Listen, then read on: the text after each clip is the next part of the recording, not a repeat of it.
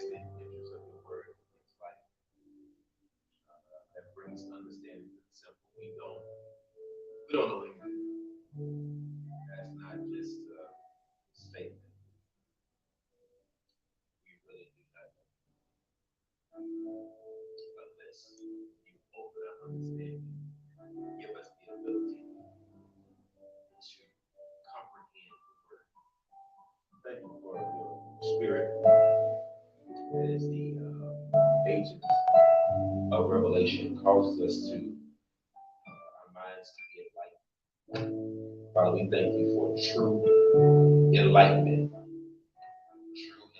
and true understanding.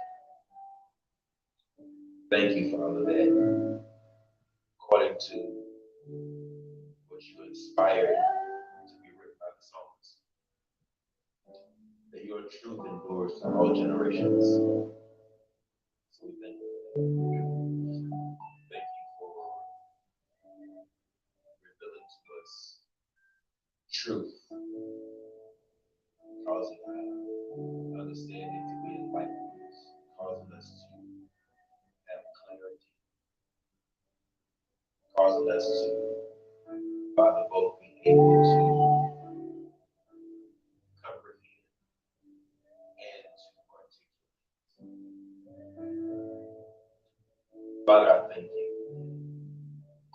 Your truth has always been true, whether popular or not, whether accepted or embraced or not. Your truth prevails. Lasts forever. Thank you, Father, that at the end of the day, after all has been said and done, that your word shall remain true. Heaven and earth has passed away. All that is within contained therein. Your word will forever stand.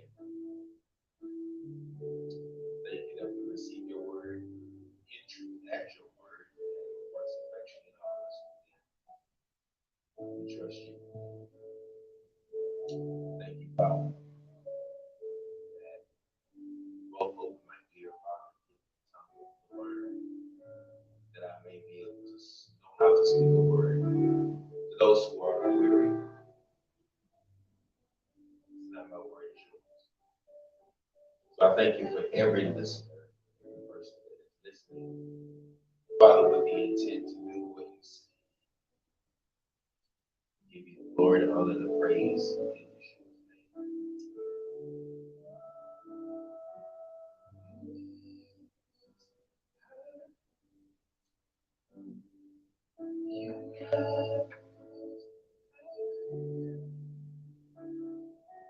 You are the most high.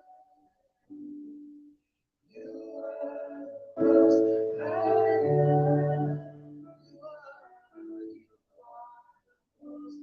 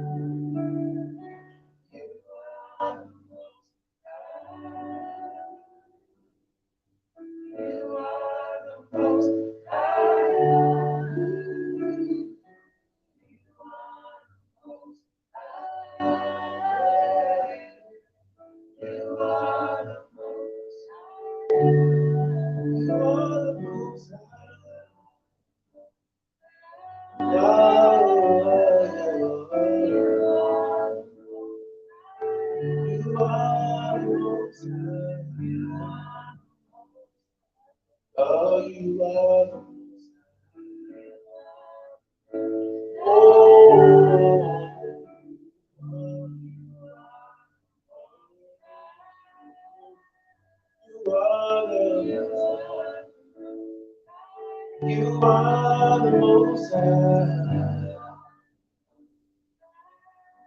You are the most high.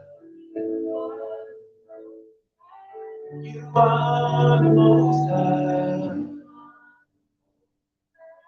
Oh, you are the most high. You are the most high. You are the most high. Oh, you are. You are the most high. Oh, you are the most high. Yes, you are the most high.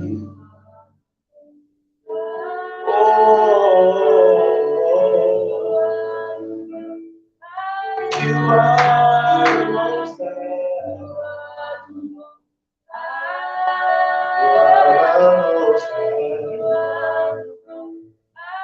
You are the most high.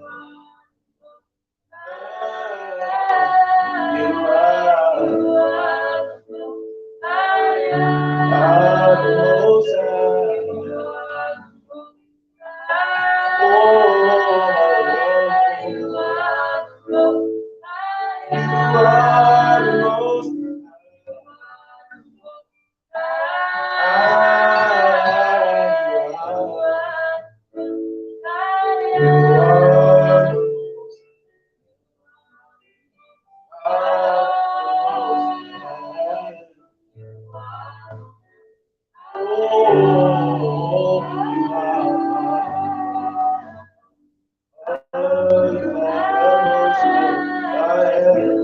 high.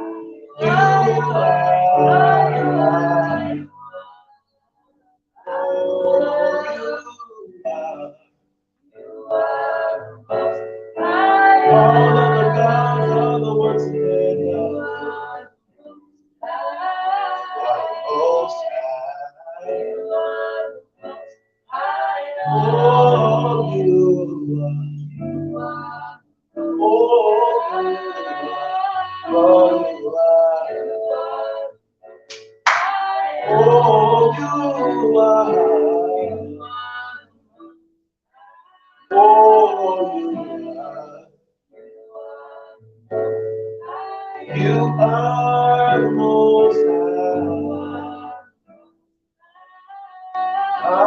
the most high.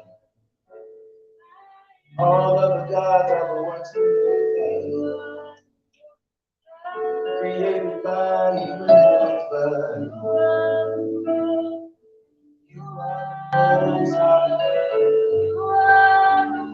You are the most high. You are the most high. You are the most high.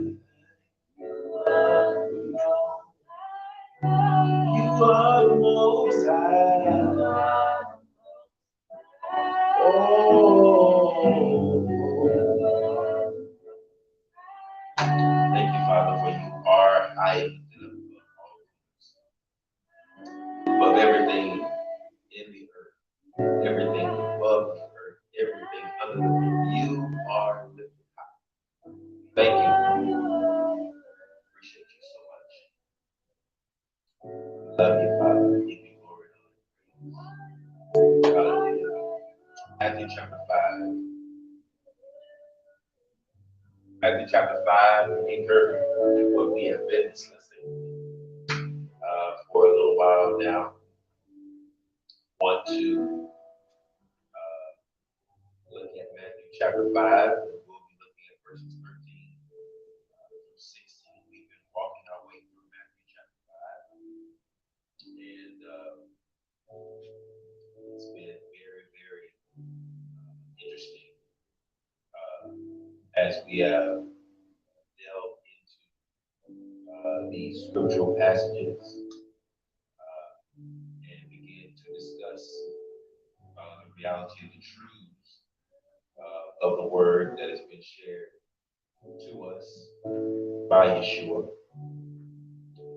What is billed as the Sermon on the Mount uh, message that he delivered to people.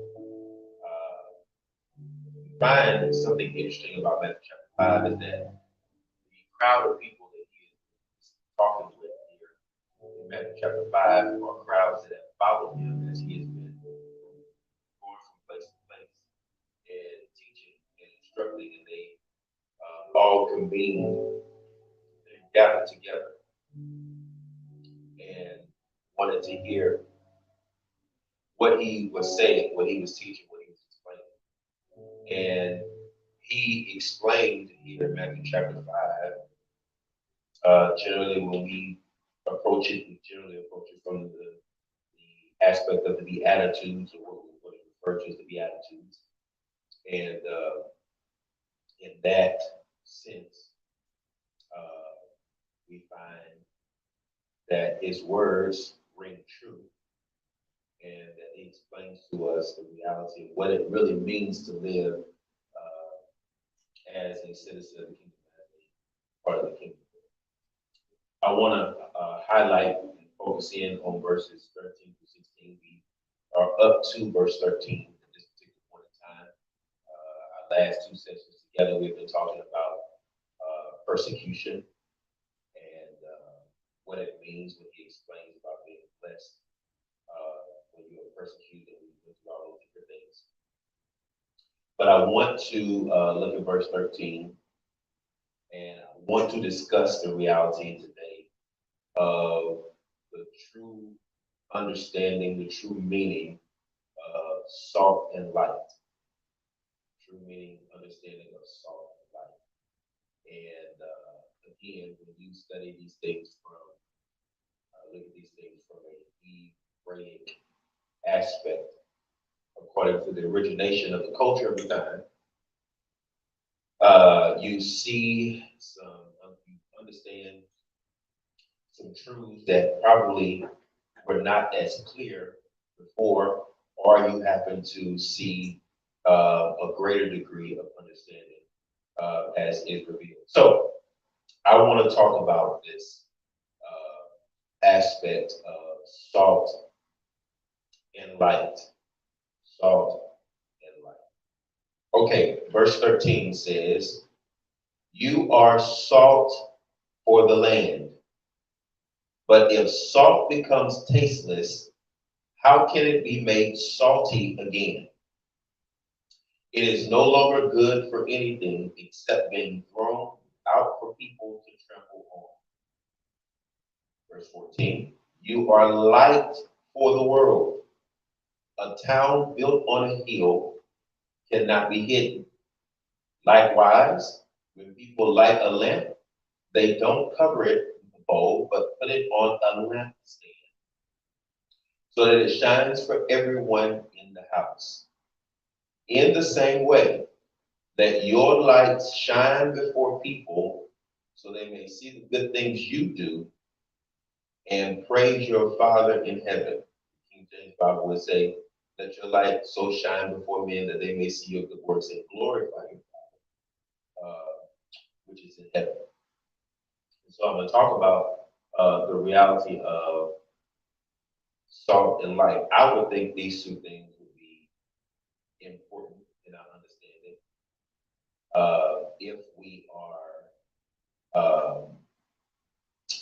if we are going to do what he says, or be, as he says, salt and light. I would think these two things are of importance. I was reading something, and I can't remember exactly where it was that I was reading it, and oftentimes you see, especially in the Hebrew text, you see the term Talmudim being the disciples, or a name that's referenced as disciples. Okay. However, the notion of the word Talmudim would, we're talking about that statement, meaning a follower the terminology Talmud would almost indicate that this would be a follower of Talmud. But I like the term that I read when I read it. And of course, he didn't address the reality of what the word Talmud means. Just when I read this word, it caused that thought to come about, not necessarily being a follower of the Talmud. You understand Talmud, religious writings of the Jewish sages, or those who were supposed to be of great wisdom, some of the rabbis. And it was a body of work that has been active for some time, and it may be the root in some ways of what we would know as Orthodox Judaism. But he used the terminology. When he used the terminology, I was like, I believe that's a better terminology to refer to us. And the terminology he used, and I wrote it down, was Yeshua, which would indicate not followers of the Talmud, but followers of Yeshua. And I saw that, that these men that he selected and he called were not Talmudic, were not students of the Talmud. They were students of Yeshua. They were followers of his. They were disciples of his. And so I just really thought how interesting that was. And of course, there's one term here that is referred to as us. And so I just thought those were some very interesting things. I want to look at the word salt. And when we look at the word salt, I want to write it down. I'm practicing writing my Hebrew alphabet because I think it's important for us to be able to get it. I don't know, maybe they won't be able to see fully on the screen. We're going to fix that. But I want to write these Hebrew letters down.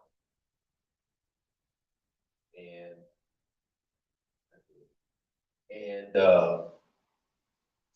you should be familiar with some of them. At this particular point in time,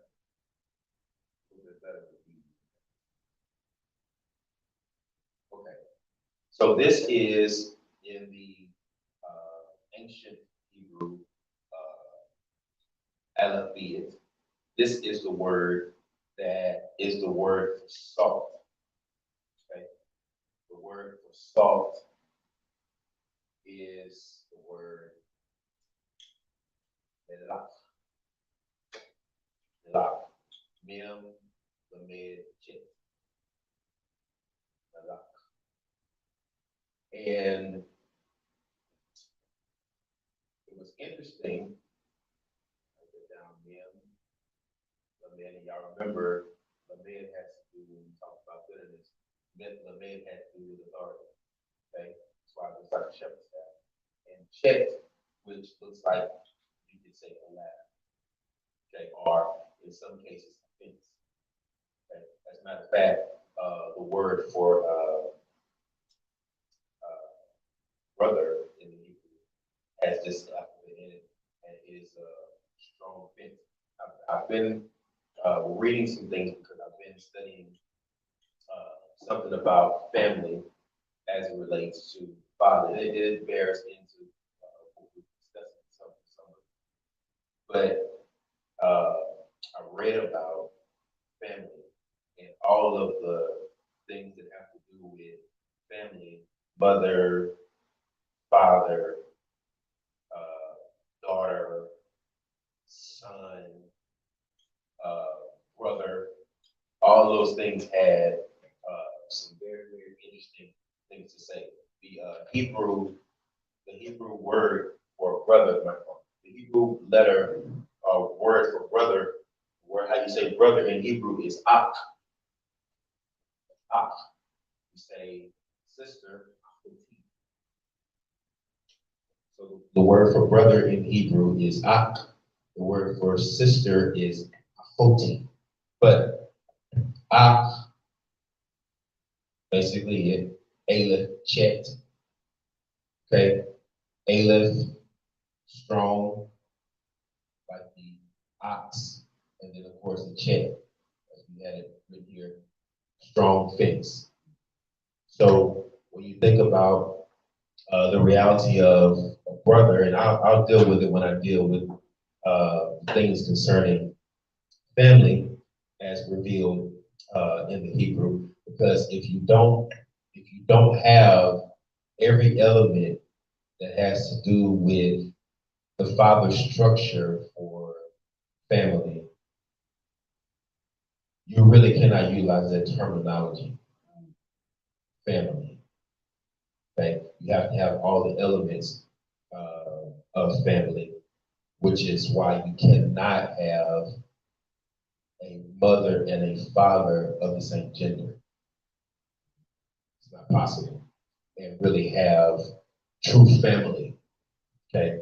Because you end up with the absence of something that the father intended to be there. And so we'll deal with that in a minute. You'll see how it plays into what we say. But salt, when I look at melach and the reality, the word mem is also in the word for mother. The word for mother in the Hebrew is the word ima. A lot of times people have are given the name Emma, that's how it's pronounced in Western cultural dialect, but the word Ema means mother. Okay, Ema. It is that mem, which has to do with water. Okay, and has to do with life. Okay, and so your Ema, mother, is the first strong water. Interesting that where the child develops in the womb, there's this fluid that this child is developing in, and generally, whenever the woman is at the point of birth, one of the things they say is her water work. Okay, and of course the father, Abba, okay, Aleph, bait, strong, strength, bait, house, strength of the house. So if you have the absence of the mem, okay, the mother, okay, who is there to provide that sense of water. What does water do? Water nourishes, okay? Water has within electrolytes and all that kind of stuff like that in it. Water cleanses, okay? Water has many different purposes, okay? And isn't it interesting that, like water, that essence or reality of the feminine, has that ability to easily shift and flow, right? Okay, and then, but I'm not gonna get into that, y'all. I'm trying to stay away from. But anyway, um, Melech or Malak. When I looked at it, at first I was like, okay, I'm trying to really grasp and understand what this really means because Yeshua says that you are the salt. You are, let me read that again. You are salt for the land. The King James Bible says you are the salt of the earth. Okay, but he says you are salt for the land. And so when I looked at the word salt,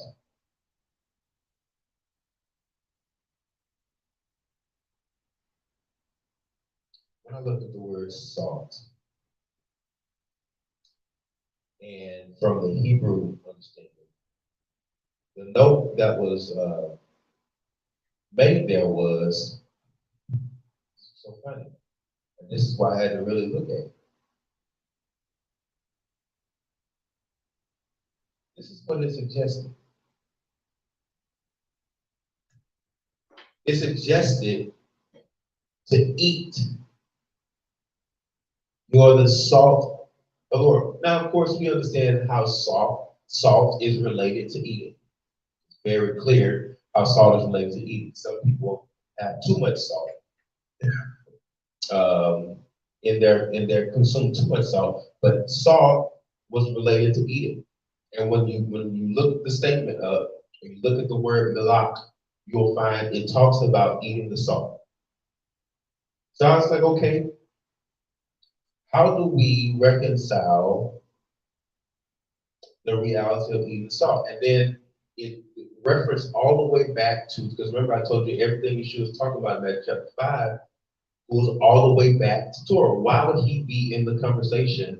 Then all of a sudden make a simile, blessed are you, blessed you, that blessed you and persecute, they persecuted the prophets before you. Then all of a sudden, it's almost like he goes into a different conversation and makes a random statement. You're the salt of the earth. You are the light for the world. It's like, does this even connected? Does that have anything to do? Yes, it does, because everything he's talking about in Matthew chapter 5 goes back to his original, the Father's original things that he said. So when he made this statement to these Hebrew people, they would have understood what he was saying when he said, you are salt, the salt for the land, and you are the light for the world. They would have understood clearly what he was saying. You get into verse number 17, this is when he goes into explaining that he did not come to undo what his father had already established through Torah and the prophets. All right? And understand when I'm using that terminology Torah, I'm not talking about legalism. I'm not talking about what do we call it? Ceremonial things.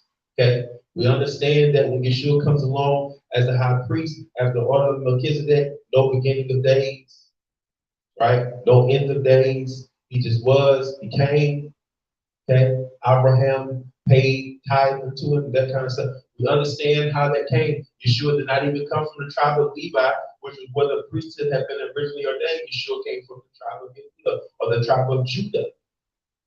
Okay? So when he did, he came outside of that order structure that had already been set, which actually brought it and indicated an end to that priesthood, which was only set in place as a temporary measure, a temporary means until Yeshua came to be the high priest forever. Now there is no need for there to be a Levitical priesthood and ceremonial washings and ceremonial rituals and blood sacrifices and all this kind of thing, because Yeshua himself is our high priest. Okay, so those things have been done away with. However, the responsibility that we have to the moral code, the moral obedience to what the Father has instructed for us to do and how we ought to live, that is still intact 100%. That's not changed. So, salt. When you go back, let's go to Leviticus chapter number 2. And when we go into Leviticus chapter number 2, it was so interesting what we find there. Because the word salt, and when we looked at salt, it went all the way back to a covenant of salt. Okay? There were different type of covenants that were utilized in scripture. And one of those covenants was the salt covenant. Okay? So we're going to look at this. Look at verse number 13 in Leviticus chapter 2. Leviticus chapter 2. Well, let's look at number 12. As an offering of first fruits, you may bring these to the Most High, but they are not to be brought upon the altar to make a fragrant aroma. Look at verse 13. You are to season every grain offering of yours with salt. Do not omit from your grain offering the salt of the covenant with your Elohim, but offer salt with all of your offerings. I want you to think about it just for a moment.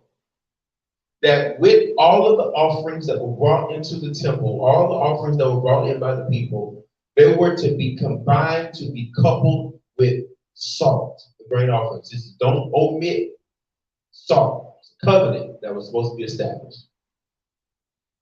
And when you think about this, these were things that were specifically set aside, things that were offered to the Father by the people, and his instructions to them was, don't bring these offerings. Let me read that again.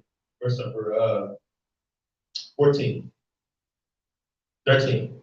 You are to season every grain offering of yours with salt. Do not omit from your grain offerings the salt of the covenant with your Elohim, but offer salt with all your offerings. So every offering was to be presented in the temple.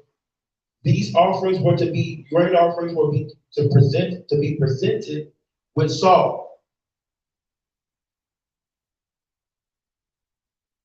Kind of made me think of Romans chapter 12. Present your bodies a living sacrifice, holy, that's important, acceptable unto him, which is your reasonable service. Check this out. You find salt, I think it was Ezekiel that made a reference to,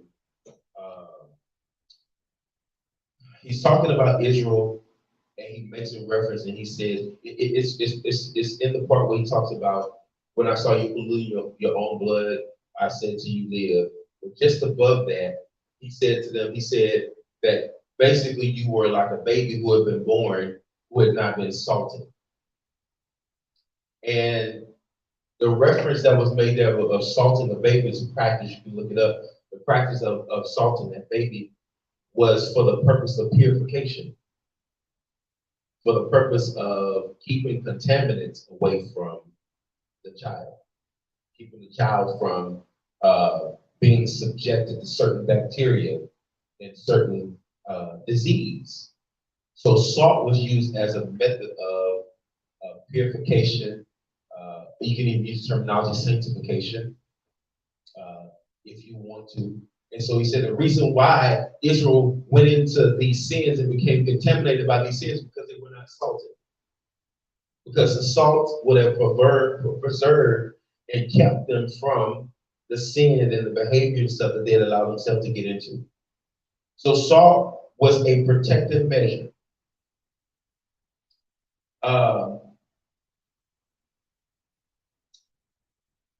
And it almost made a reference to, and I actually wrote a book down that says, I am salty.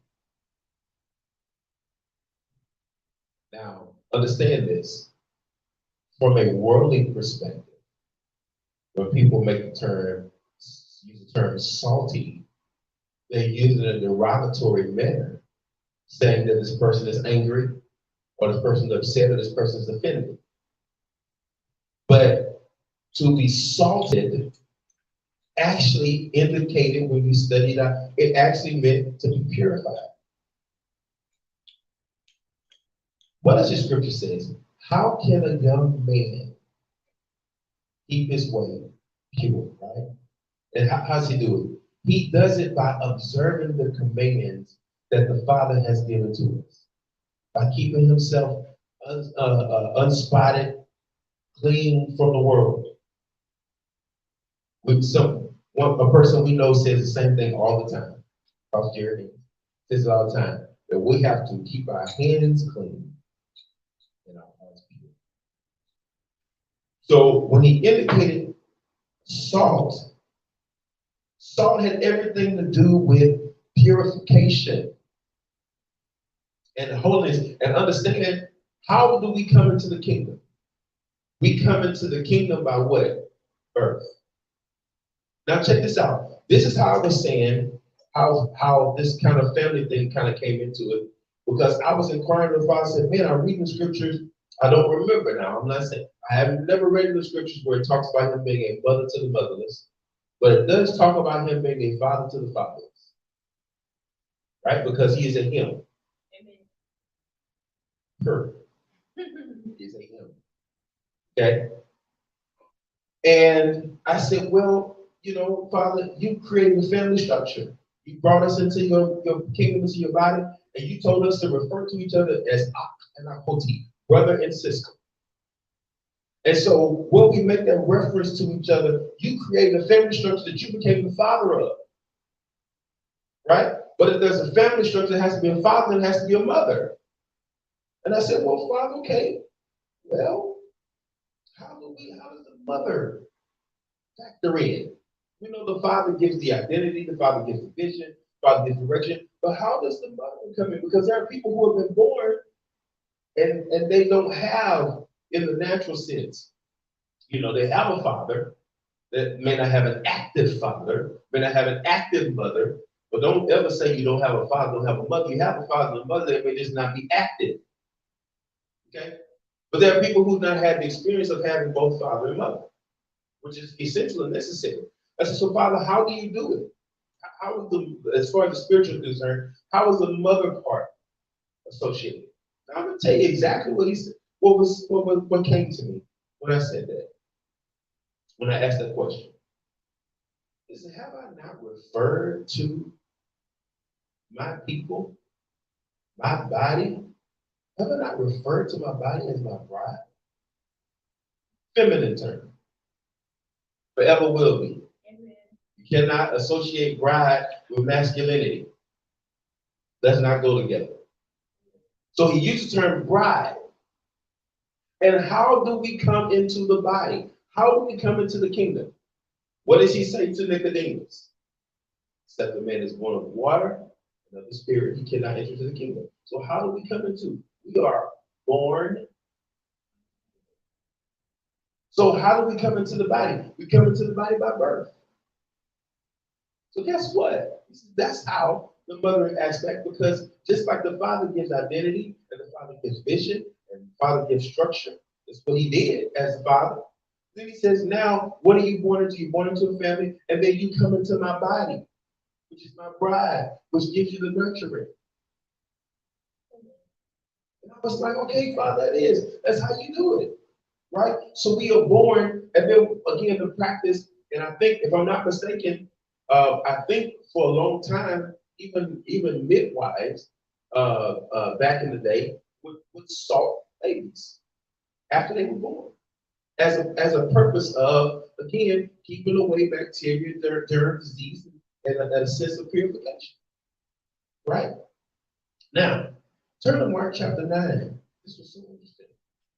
Mark chapter 9, and look at verse 49. Mark chapter 9.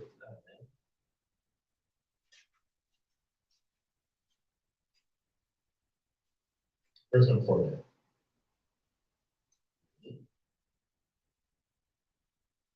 Indeed, everyone is going to be salted with fire. Now, fire also indicates purification. Fire also indicates cleansing.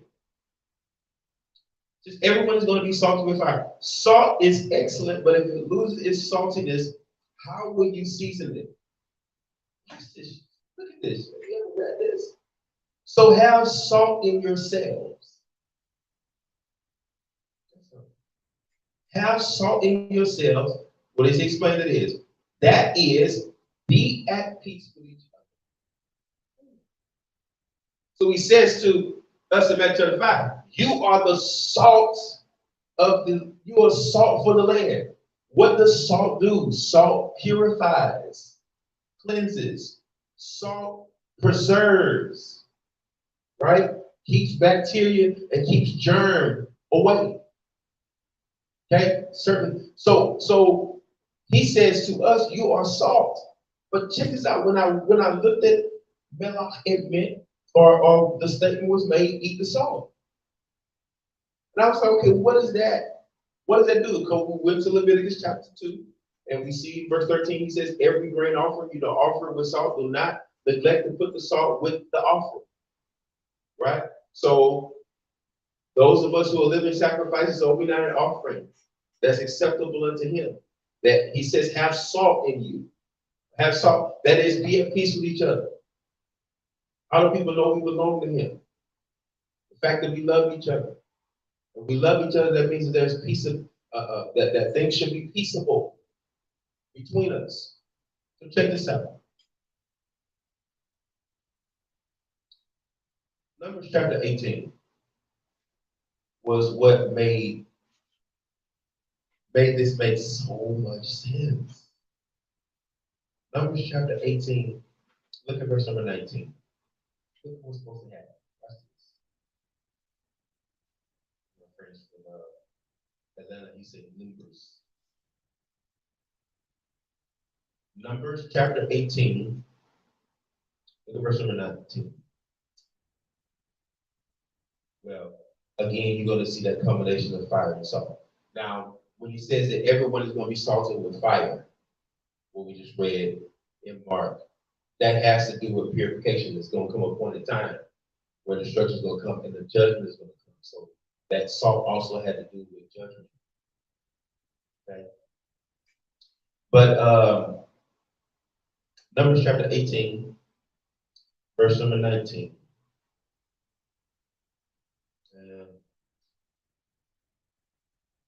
17. But the firstborn of an ox, sheep, or goat, you are not to redeem. They are holy. You are to splash their blood against the altar and make their fat go up in smoke as an offering made by fire, as a fragrant aroma for the Most High. Their meat will be yours. And so, okay, so who is he talking to? He's talking to Aharon, talking to Aaron, and he says, their meat is going to be yours, that is weighed, and the right thigh. They will be yours. Watch this. All the contributions of holy things which the people offer to the Most High, I have given to you. Your sons and your daughters with you. This is a perpetual law, an eternal covenant of salt before the Most High for you and your descendants with you. Because you explained that our Aaron, you guys won't have an inheritance among the people. You will live of, you will exist of what is offered. That's part of what the offering was when the offering was brought to them. Matter of fact, this is the reality of even talking about, something first fruit. It was given to them, and he says, that first thing that is given, that's yours. I mean, it's offered to me, but it's yours. And perpetually, I want you as the priest to live of what comes a portion of the offering. Remember the showbread, the bread that was on the table in the temple, that came a point in time where they were supposed to eat the bread in the presence. And one of the common practices of eating bread was a sprinkle of salt. Now understand, we're not talking about Morton.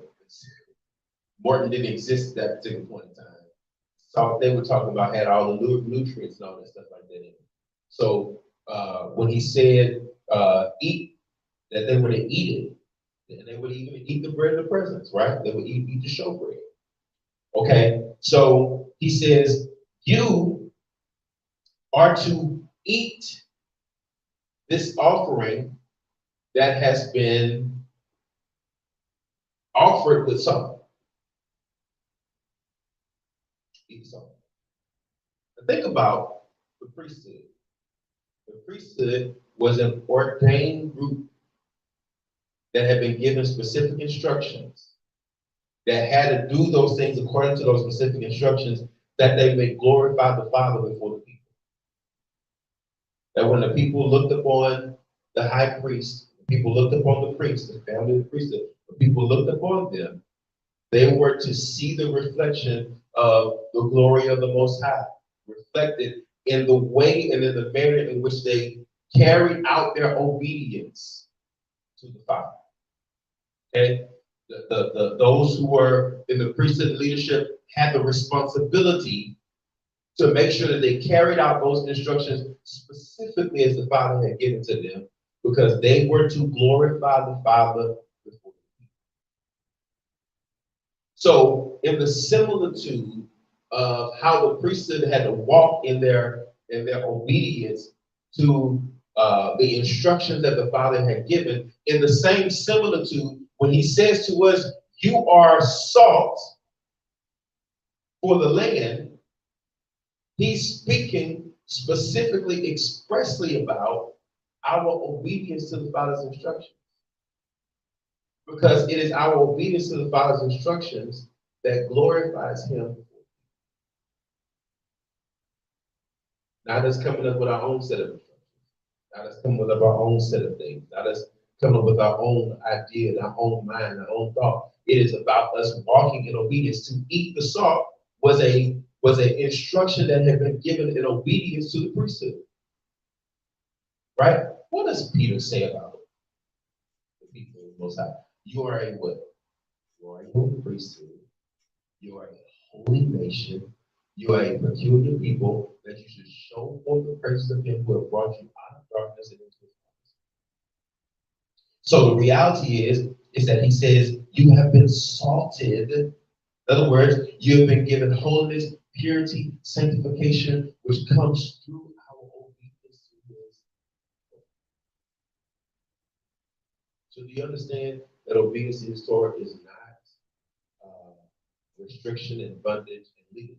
That's not what He's discussing. He's talking about obedience, and my obedience of eating the salt, my obedience of allowing myself to be salted, to be purified, to be sanctified, to live according to what the Father has lined out as holiness, okay, causes me to represent Him, and my demonstration and obedience to His word makes me salt for the land. Salt for the land. That's salt that's associated with an acceptable sacrifice. Except the sacrifice was not acceptable if the salt was not included with it. See, all the things have a purpose. So He said, you're going to be salt for the land. You're going to walk in obedience to me, and you're going to eat of what I have given. What is that? Bread, right? Bread. Funny thing, melach, bread, melach, salt, and bread, right, have some of the same attributes, right? Salt, melach, bread, wachim, or in some sense, challah, same shit, lameh. It's in there, right? Yeshua, born in Beth, house, Lachem, bread, house of bread. Yeshua, born in Bethlehem. It's the reason why He was born in Bethlehem. It's the reason why He was born in the house of bread. And then He comes from the house of bread saying, I am the bread of life. Okay? So when we eat of what is an acceptable sacrifice, what Yeshua tells disciples at the table, take, eat, this is my body, which is broken for you. What was He breaking at the time? Bread. Wachim. Salted. Melach. So, in the same similitude that an acceptable sacrifice was to be eaten by the priest, is what we offer to the Father as representatives of His being salt for the earth, is what we offer to Him edible.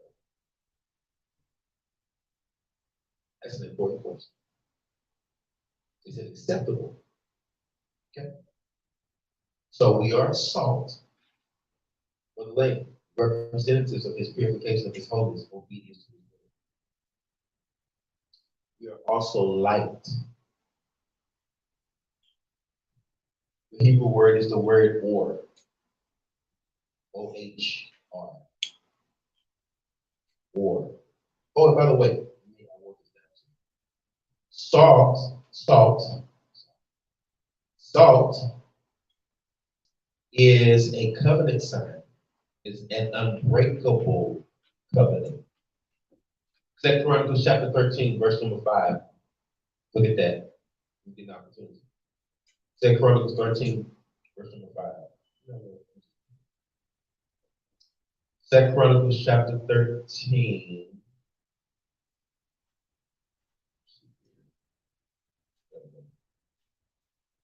Chapter 13,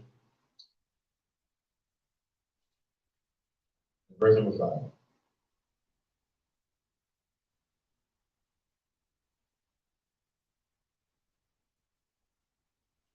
Don't you know that the Most High, the Elohim of Israel, gave rulership over Israel to David forever, to him and his descendants by a covenant of salt, which is unbreakable. So this covenant is an unbreakable covenant that's established by him in obedience to his words. All right, now we are like. Hebrew word is the word or. Or. Now there is a sense of mysticism and a practice called Kabbalah that takes this to a very wicked place, very wicked, evil place. We are not practices of Kabbalah. Kabbalah is witchcraft. Okay? It is witchcraft. It is mysticism. It is a ancient Eastern mystical practice. Okay? We are not Kabbalists. Okay? But just because people take something to try to pervert it does not mean that we reject it altogether. We just find out the truth of it. And we operate and function within the truth of it. Amen. Okay, so the Hebrew word or, O-R-H, okay,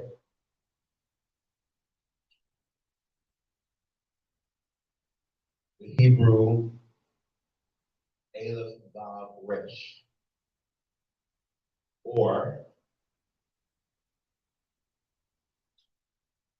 does not mean what we perceive the term like to mean.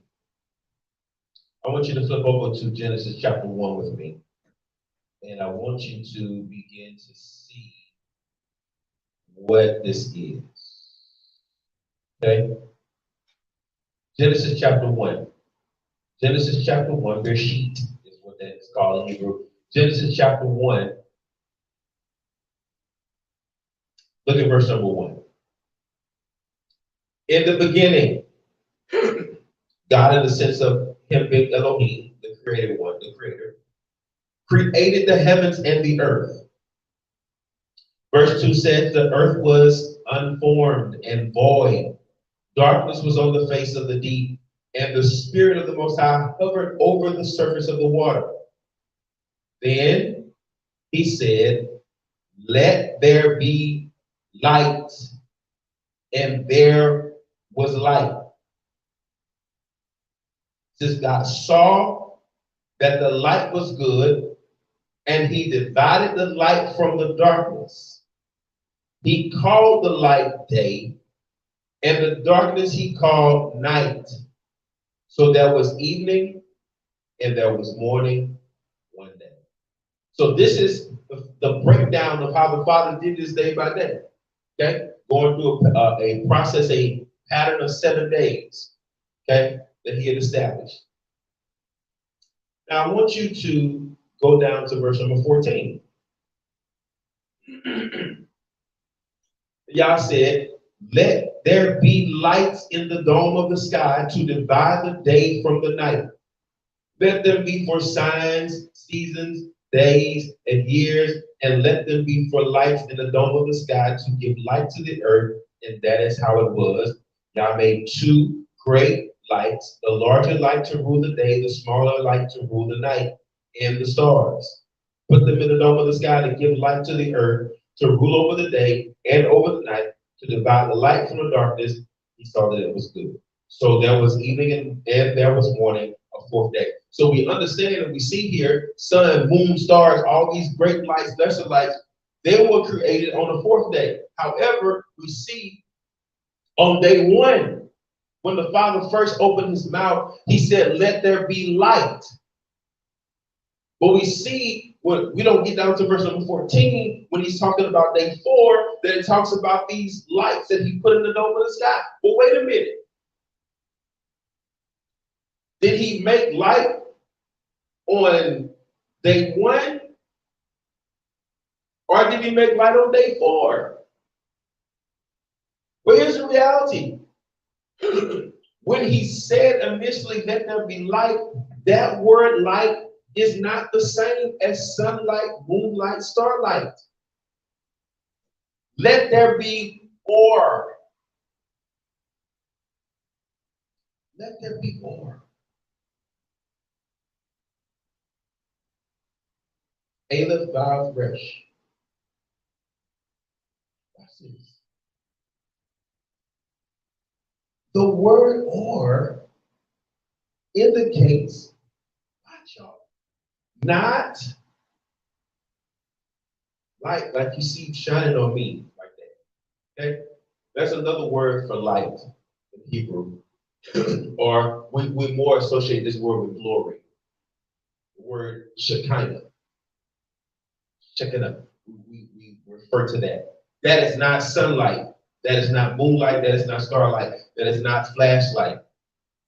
Okay? That is not light coming from these lamps and bulbs in here.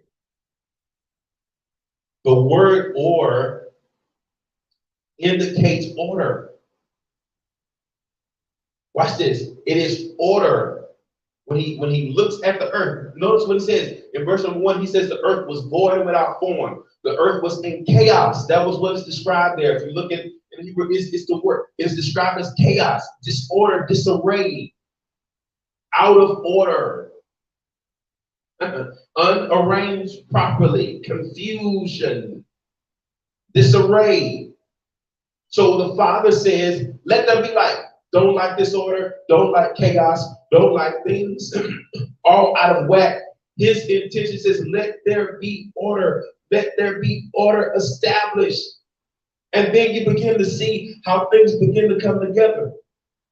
You begin to separate the light from the darkness, begin to separate the waters from the land. All these different things begin to happen because what the Father established when he looked upon the earth and saw darkness, which was a void, which was a adjective to describe the absence of something. He looked at the chaos and said, no longer be chaos, let there be order.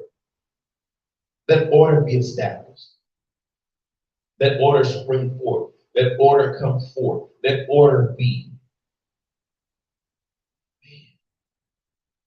So when he says that we are like that, keeps the same way. Isaiah chapter 60.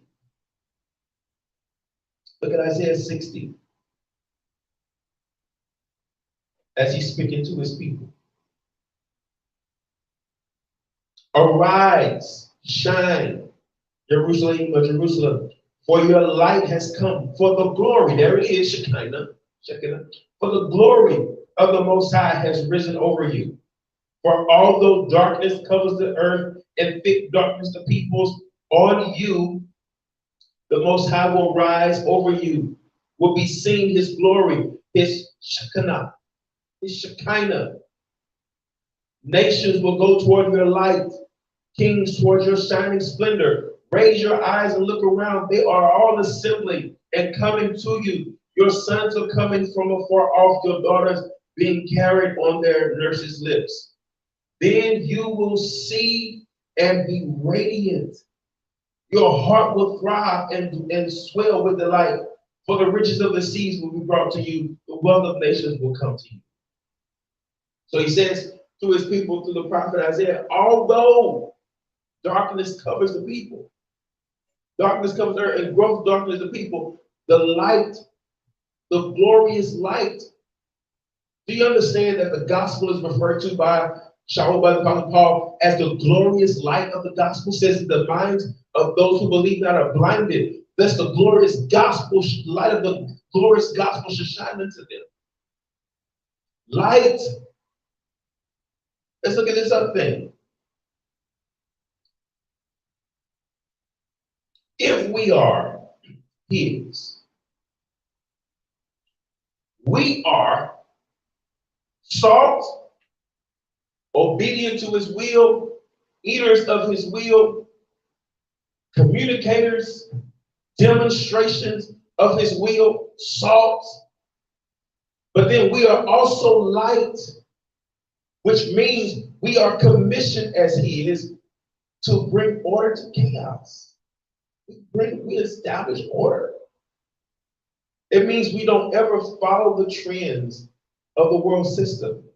We don't ever follow what the world system does. We don't ever follow what darkness does and then try to copy it and make it a thing of light. No, we don't have to copy anything that darkness does. We don't have to be relevant to darkness.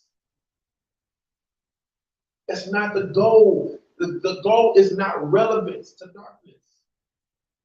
Why? The Father separated light and darkness, and He intended for there to always be a separation. There's no agreement between light and darkness. There can never be an agreement between light and darkness ever again. The Father separated light from darkness, and He intended for it to always remain that way. So we don't copy darkness. We are light. We do not follow an order that has been established by the world system. We do not follow an order that has been established by things outside of His instructions. We establish order. That's what it means to be light. You are the light of the world. The scripture says, Paul says, that the Father commanded His light to shine in the darkness. We are put here and left to be those because we sought, obey, embrace, demonstrate His rule and His authority, submitted to His rule and to His authority, in obedience to His will and to His commands, which empowers us and gives us the ability to establish order. Light or is order. Watch this. We must bring order. We must remove chaos. If you've been following us for some time, you know at some point in time I did a teaching on the lampstand, which is what is more referred to as menorah.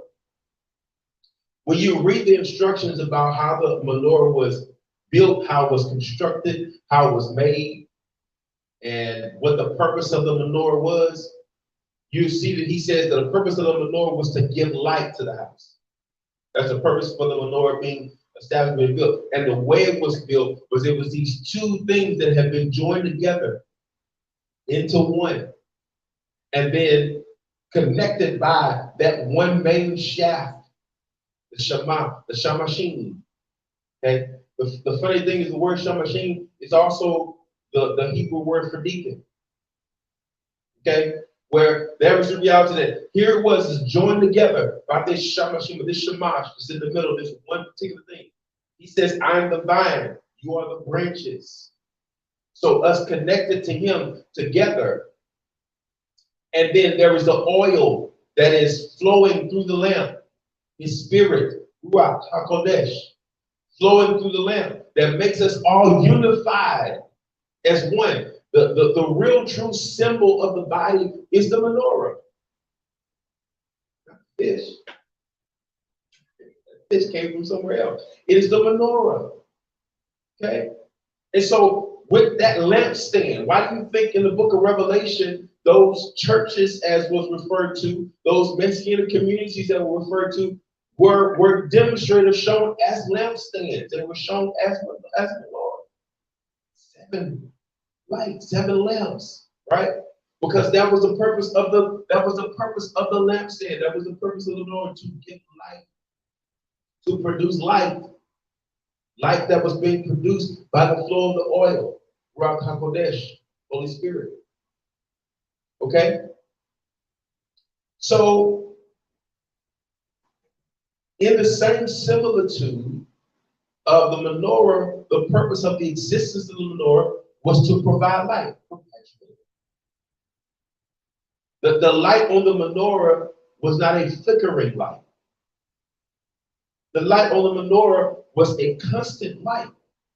It constantly provided light in the temple, in the sanctuary, so that the priest may carry out his assignment.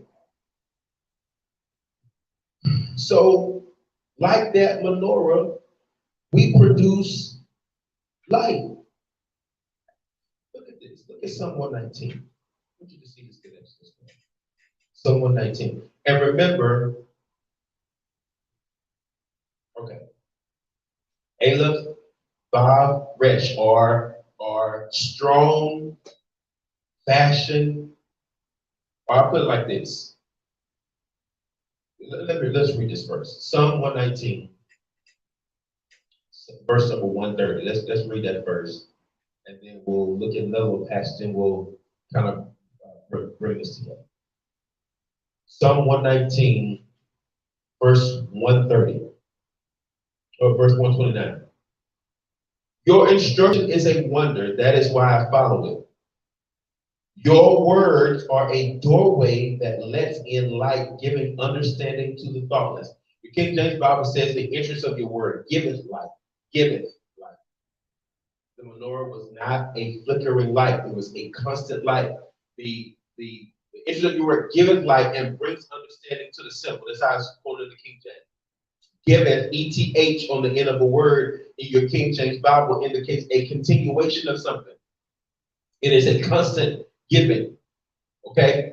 He makes the reference there in Matthew chapter 5. He says, no one takes the lampstand and puts it under a bushel to hide it. No, they put it in a place where it can give light to the house. So the reason and the purpose for which this lamp is to be able to give light. Now, when you read in Psalm 119, you're going to find, back up to verse number 105. Back up to verse number 105. Let's see. Verse number 105. Your word is a lamp for my foot and light on my path. I have sworn an oath and confirmed it. I will observe your righteous rulings. I will observe your righteous rulings. Now, the word for lamp in the Hebrew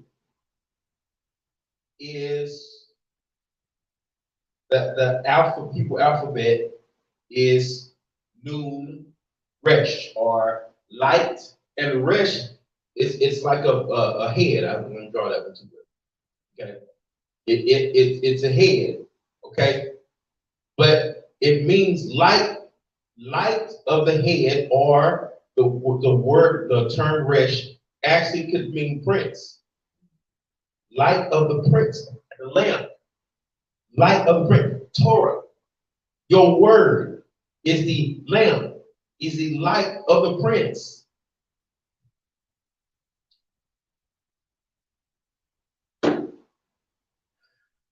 John chapter 1, just when you get opportunity, John chapter 1, when you read verse 4. John chapter 1. Let's go there real quick. John chapter 1. Yochanan. John chapter 1. Let's read. John chapter 1. John chapter 1. In the beginning, verse 1. In the beginning was the what? Word. Wait a minute. Your word is a lamp to my feet and a light. Aleph Vav Resh. Okay? So, lamp, Nun Resh, light of the prince, light from the prince, light of the prince, light, Aleph Vav Resh, strength, connected to the prince. Strength that comes from our connection being fastened to the prince. So your word is a lamp, light from the prince, and a light to my path, strength that comes from being connected to the prince. You see it? The man, whatever is making the terminology, is talking about Yeshua. So John chapter 1 says, in the beginning was the word. What is the lamp to the feet, the light to the path? Your word. So in the beginning was the Word was with him, the Word was him. Okay? Look at verse number 4. Let's just read on. In the beginning was the Word was with Yah, the Word was Yah. He was with Yah. In the beginning, all things came to be through him, and without him nothing without him, nothing made had being. In him was life, and that life was the light of mankind. The light shines in the darkness, and the darkness has not suppressed it. This was the true light, which gives light to everyone entering the world. In the world came to be through him, yet the world did not know him. Came to his own homeland, yet his own people did not receive him. But to as many as did receive him, to those who put their trust in his person and power, he gave the right to become the children of the Most High because of the bloodline, physical impulse, or human intention. Not because of bloodline, physical impulse, or human intention, but because of the Most High. The Word became a human being and lived with us, and we saw his Shekinah, the Shekinah, the glory of the Father's only Son, full of grace and truth. So Yeshua, when he came speaking truth. He came bringing enlightenment. Y'all, this false New Age religious teaching, this secular humanism teaching does not give true enlightenment. The only thing that comes out of New Age secular teaching, the only thing that comes out of it is further blindness and further delusion and further illusion. What we must do is understand our responsibility. Matthew chapter 5, verse 13 through 16 is where I am. He is telling us that we are the salt. We are those who embrace, who eat of, who are a part of a forever established covenant. That we obey and we walk according to that which is the pleasure of our King as representatives and as citizens of the kingdom. So we are salt and we are light of the world. It means that we bring and it means that we follow the same pattern that he followed in Genesis when he saw that there was darkness, there was chaos, there was disarray, there was disorder. When he saw that, he said, let there be light, let order be established. So not only do we become the standard of his holiness, salt, and righteousness, purification, salt being purification. Not only are we the representatives of his holiness, the representatives of his righteousness, the bearers of his truth. We also are his ambassadors and his agents. Matter of fact, the book of James refers to the Father as the Father of lights. That just like Yeshua was the light, that just like the Father was the light in the beginning that brought order to the chaos, that is the commission that we have. How is it that order is brought? How is that order is established and rule over chaos? By his word. We become bearers of it. We become examples of it. Then we become those agents that say we cannot embrace another order because the Father's already established an order. It's an order for everything. When we say that, I used to hear people say all the time, that everything's supposed to be done decently and in order. Yes, his order. What he has established, what he has put, and what he has laid out according to his instruction, according to what he has given to us. We have to embrace, we have to be salt, we have to take them in life. We have to eat of His truth. We have to be salted with His truth as living sacrifices. Every offering was to be salted. The baby, to keep it purified, was to be salted at its birth so that it can be protected. It is a protective measure. What do we say? One thing I always tell people about is obedience to Torah is coupled into my obedience to Torah is the protective, is the protection from something else. I always told the children they were coming up, the whole purpose for rules is to keep you protected. That's the only purpose. Not to control you.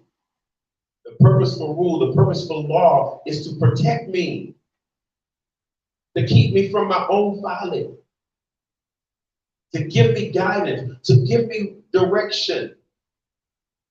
Gosh, it's not about restriction. It's not about burden. None of His commands are grievous. I always say it's important for me to understand it's not a have to, it's I get to.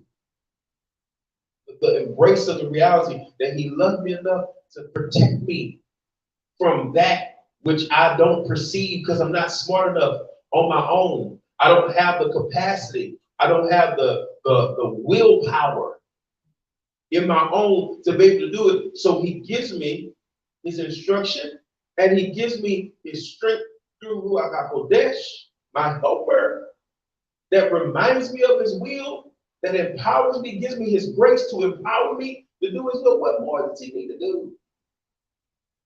Okay. So,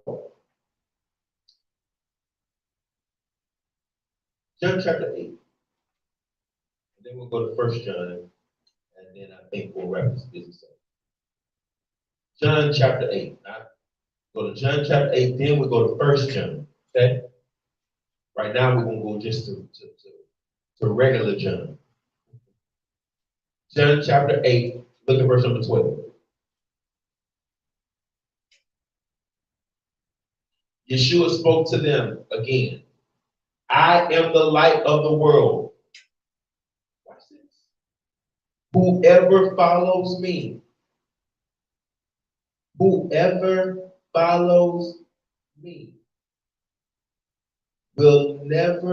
walk in darkness, but will have the light which gives life.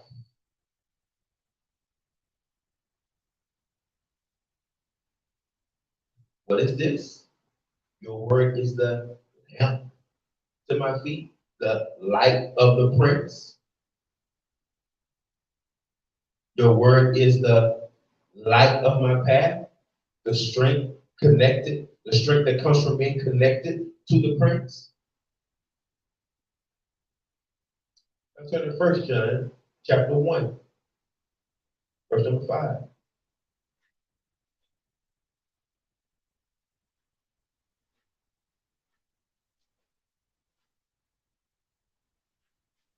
Look at this. 1 John chapter 1.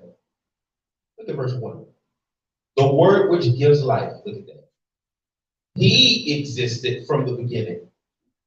The word, capitalized word, which gives life, He existed from the beginning. Sounds like what regular John says, right? In John chapter 1. In the beginning was the word was with Him, the word was. So, we have heard Him. We have seen Him with our eyes. Kind of sounds like what Yochanan says, John says, when he says that we beheld His glory, the only begotten of the Father, full of grace and truth. We saw Him. We heard Him. We have contemplated Him. We have touched Him with our hands, John says. The life appeared, and we have seen it. We are testifying to it and announcing it to you, eternal life. He was with the Father, and He has appeared to us. What we have seen and heard, we are proclaiming to you, so that you too may have fellowship with us. Our fellowship is with the Father and with His Son, Yeshua the Messiah. We are writing these things so that our joy may be complete. Watch this. If we claim not to have sinned, And this is the message from him. And this is the message which we have heard from him and proclaimed to you. God or Yah is light, and there is no darkness in him, none. Everything that has to do with light has to do with reality, that it is all connected to, or it is all a reality of, really a revelation of the reality of who the prince is, of who he is. So that connection and relation that we have with the Father, he is light. And because he is light, he is the Father of lights. And it's the same thing, the same principle that happens. Wish I had that thing. It's the same principle that happens with that menorah. That there is a light, the main light that is on the menorah, that is on that main stem, that is called a Shema, that is called what lights. Basically, that light lights the other lights on the menorah. You start with that light, and then you light the other lights from that light. I'm saying that we his offspring, those who come from him, what the Father does with chaos is eliminated and establishes order. So that's why there is no factions and division among us, should be. Because we have a commission, we have a responsibility to be salt, to be representatives, to be those who bear the representation of what it means to be in covenant with him. I didn't even tell you that the word daughter means a covenant of the house. The understanding of the word daughter in the Hebrew indicates that she joins the families. The Father established an order. He established it from the very beginning, the way he wanted things to be. So when we as a body, when we as people who represent him, try to adopt a standard that comes from another order, that is creating disorder, disarray, chaos. But if we stay in alignment with the order that he's already established, no, I can't embrace the two men that have children. I can't embrace that as family. That's not his definition. That's outside of his order. And the reason why the Father established the order, and the reason why he gave us his instruction, is to protect us. And so it is the best way is for things to be done within the parameters of the order that he has established. It is not to control us, it is to protect us. Salt is a protective measure. Salt protects the child from bacteria, from germs. Salt preserves meat. Salt keeps it from what? From rotting. Right? Before they had refrigeration and all that kind of stuff like that, they used salt as a preservative. Salt still has that capability. So they would have understood fully what he means when he said you use salt. It wasn't random. It wasn't out of alignment. You're salt for the earth. You're light. You are that representation of holiness, sanctification, and purification. And you are just like the salted baby can be around contaminants and not be infected. You can be in the world and not of the world. You can be light that is shining in darkness without darkness comprehending, without darkness overcoming, without darkness overshadowing. So because we are salt and light, nowhere within the parameters of salt and light does it give room for compromise. Does it give room for my own interpretation, or does it give room for me to have flexibility? No, the Father established an order.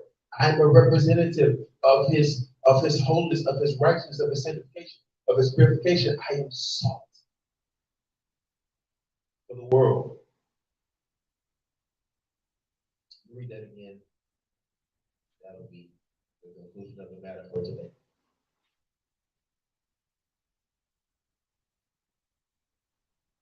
You are light for the world. A town built on a hill cannot be hidden.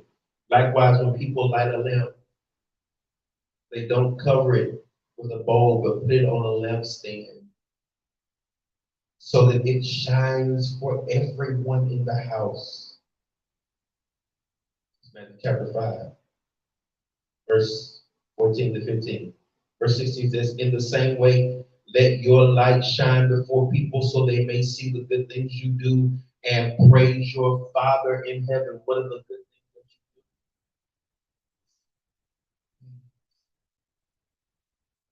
do?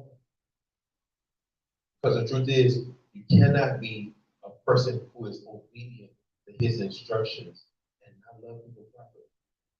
Is that possible to do? Because if you're following his instructions, he's telling you how to love people, all people, no matter who they are, no matter where they come from. He's telling you through his instructions how to deal with everybody, how to deal with the foreigner, how to deal with the stranger, how to deal with the brother. He gives full instructions on how we ought to deal with each other. And if we would just represent him in that manner, people will see your good works, is what the King James says. Your good works. Study it. I challenge you to study the term good works.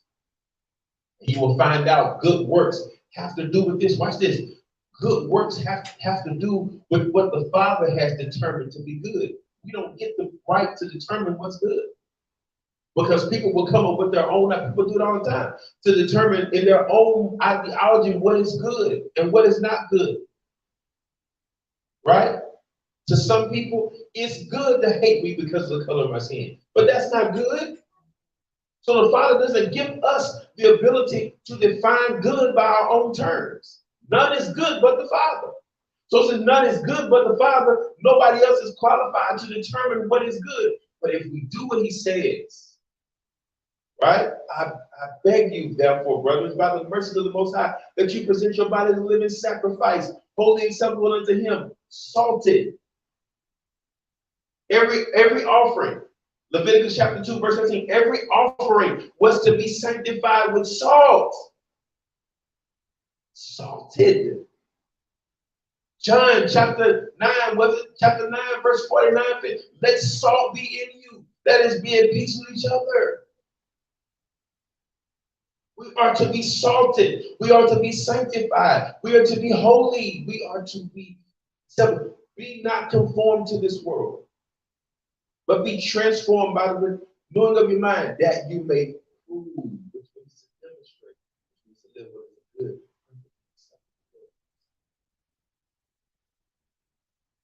It's a commission. Verses 13 through 16 in Matthew chapter 5 is a commission. Your obedience to those instructions, y'all have to go back and look at videos. Your obedience to these instructions make you salt. It's the thing that makes you salt. There's no purpose for us existing as a body of believers or as people without salt. Not just for us to have a good time and to have great gatherings. It's to be salt and light. Watch. It's to be influencers, not influenced.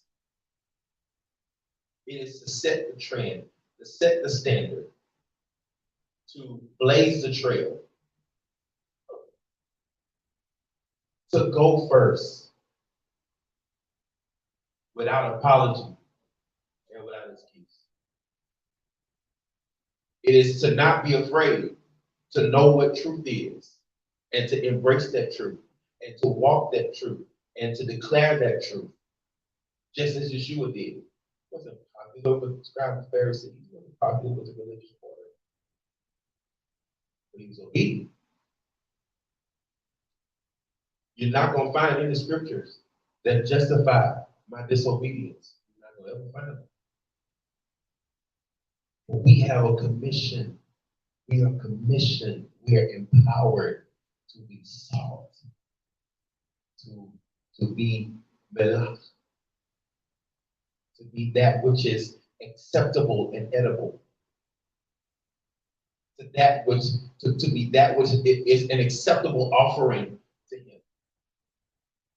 And we are commissioned to be light agents of order that bring order to chaos.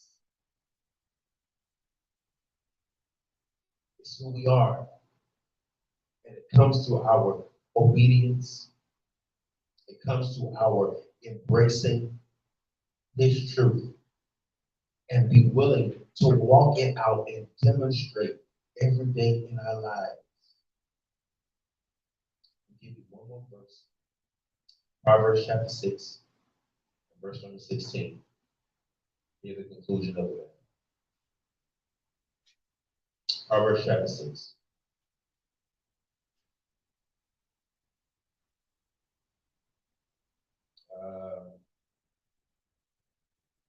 Let's do verse number 20.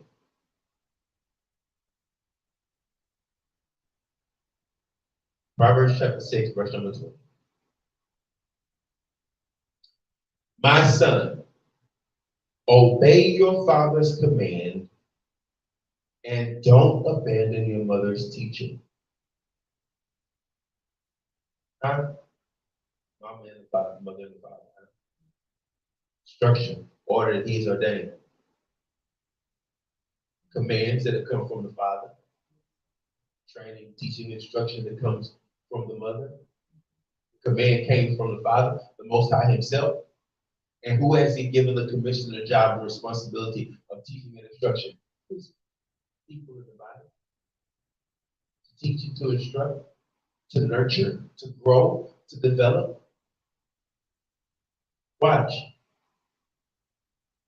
Bind them always on your heart, tie them around your neck. Right? David says, your word have I hidden in my heart that I won't sin against you. When you walk, they will lead you. When you lie down, they will watch over you. And when you wake up, they will talk with you. For the commandments, mitzvah, which the Hebrew word mitzvah, which means those good deeds, those good works. Until you study it, good works. What the Father has determined to be good works is good works. The Father has to say it's good. Not the current trend of the hour. Because sometimes the current trend of the hour is deceptive to make us think something is good. And it's not good according to the Father. Anything that waters down his message is not good. Anything that compromises his truth is not good. Anything that we amend and adjust to make palatable is not good. I'm not saying your intention is not noble, but I'm saying it's not good. We have to stick with what he said is good. It's that we may prove, Romans 12, what is the good, perfect, and acceptable will of the Most High. We're not our own. We belong to him. So he says, for the midst of the command is a lamp. Torah is light. And reproofs that discipline, and reproofs that discipline are the way to life. So the Father has given to us his instructions. He's given to us his order. He's given to us his order. We are melach and or. We are melach for the earth. The demonstration of preservation and protection that comes through his holiness, his righteousness, his truth. And then we are light of the world. that which because of our obedience and submission to his will, of obeying his commands and eating melach, and even because we obey his commands, we get the opportunity to be light, which means we can actually cause order to be established in the midst of chaos. You can do it. Why do you think Romans chapter 8 says the earth travails and waits for the manifestation of the sons of the Most High? And watch this. If I could tell you the truth, I'm telling you the truth, that what I'm speaking is not something that is based on individualism. We're messing it up because we keep thinking that the Father is speaking concerning individualism. That is a selfish mentality that has been adopted and that people have embraced, that is causing us not to actually be able to see the full manifestation of what the Father intended. Do you understand that when the Father talked about having dominion in the earth, having dominion in the earth was not individualism? That's an individual contribution to having dominion. But having dominion is something that is impossible to do as an individual. When he said to mankind that he created, let them have dominion. Let them have dominion is not individual. Let them have dominion is collective. So the Father has designed and desired that we would be for him. Our obedience and embracing of his truth and his commands, those who become melach, salt, and those who become more light, demonstrators, obedient to his word, to his truth. And as a result, agents that influence order against chaos. That's what he's given to us. And as we walk in obedience to him and embrace the reality of his commands, his Torah from the front to the back. I'm not talking about legalism. I'm not talking about ceremonial ritual law. I'm not talking about any of that. That is absolutely, I understand that's gone. No turtle doves and no pigeons and no calves and heifers. No, I understand that is gone. Only his blood. Obedience to his Torah, to his commands, to his truth is what produces in us the capability to be salt. Salt for the earth, light for the world. Amen. Father in heaven, thank you so much for your truth, your word. Let your word take root and produce fruit in us. Be glorified, Father, in the name of Yeshua.